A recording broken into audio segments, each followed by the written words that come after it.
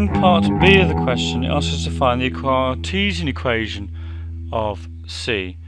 Now, as we know that the equation was x equals natural log of t, and that y was equal to t squared minus 2. Now we can rearrange these to find an expression here involving t and x. Well, the best thing to do is we can get t in terms of x and substitute it in. It's normally not the best way to do the Cartesian equations of parametrics, but because if they've got trig in them, you need to use a trig formulae to relate them. But in this case, it is quite simple to substitute. I'll show you a trig one in a second when I finish this. Anyway, we're going to raise this both sides to the power of e. That gives me e to the x equals t. So therefore, y will equal t squared, which is going to be e to the x squared minus 2.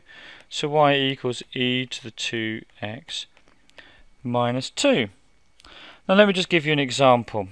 If you've got x equals cos t and y equals sin t, you don't try and get t in terms of y and t in terms of x and do it that way. You use the trigonometric formula you know to relate these two things. We know that cos t plus sin squared t, so cos squared t plus sin squared t equals 1.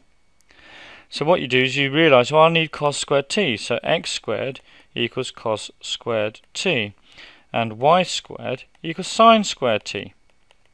And then we can add these two things together. If we add these two things together, there must be 1. So x squared plus y squared will equal 1. If you have similar questions like this is 3 and this is 4 here, then before we do the squaring of both sides, you want to get cos squared plus sin squared equals 1, so get the cos squared and the sin squared on their own. So before we do the squaring, you need to do x over 3 will equal cos t, and you need to do y over 4 will equal sin t.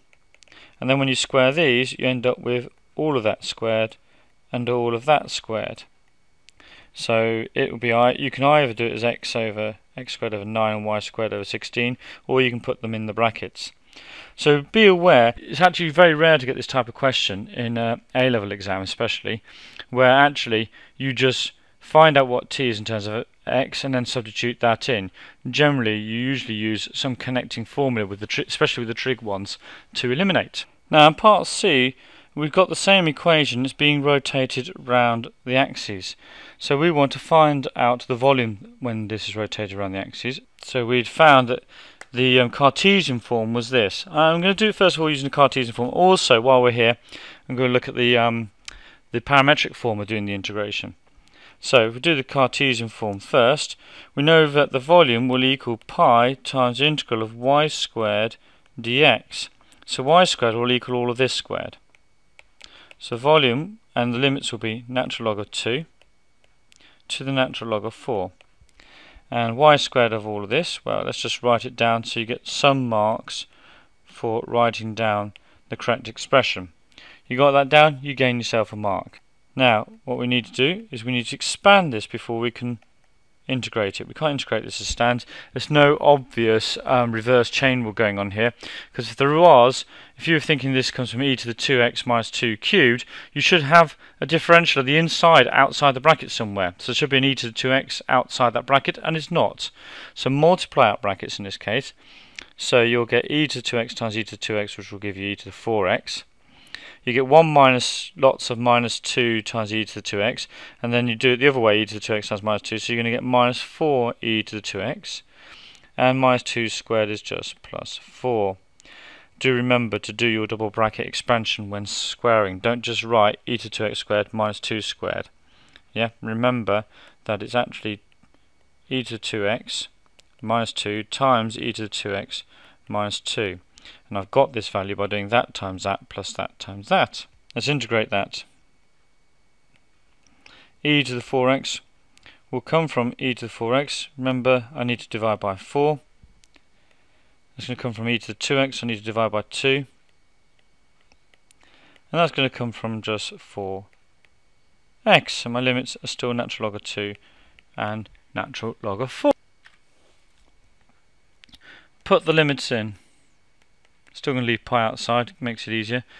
So I've got 4 natural log of 4. That's the same as natural log of 4 to the 4. which gives you e to the natural log of 4 to the 4, which will just give you, and then times that by quarter, will just give you 64. This will give us minus 32. This will give us 4 natural log of 4. 1, put natural log of 2 in, and we'll get 4 in here minus 8, and put it in here, and I get plus 4 natural log of 2. I'm going to subtract all of that from all of that, and when I do that I should get pi times 36 plus 4 natural log of 2. Now, as I said, I was going to show you how to do this with the parameters. So here are the original parametric equations. We're still going to use the formula of pi integral between natural log of 2 natural log of 4 y squared dx. We're going to need to find out what y squared is in terms of t and what dx is in terms of t. So we need to find dx by dt, and that is equal to 1 over t. And we now need to find y squared, and y squared will equal t squared minus 2 all squared. Now we also need to change our limits because these are in terms of x. So if x equals natural log of 4, that implies t will equal 4. And if x equals natural log of 2, that will imply t will equal 2. So now let's just put that all in. We've got pi times 2 to 4. The y squared is just going to be t squared minus 2 all squared. Now we can cunningly get round the dx and turn this into dt's, because actually it's just the same. Dx is the same as dx by dt times dt, and we know what dx by dt is 1 over t. So let's put that in. So we use this little trick here to turn it into dt's. And so we then integrate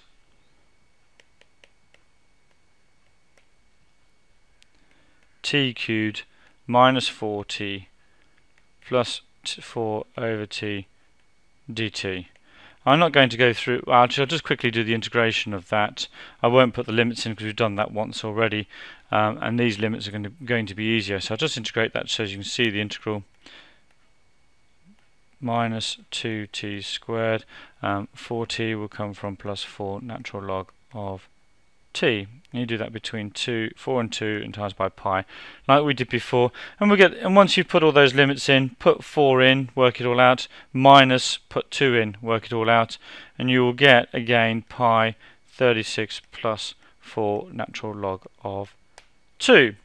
But the key thing is you do need to be aware of how to use the parametrics in an integration.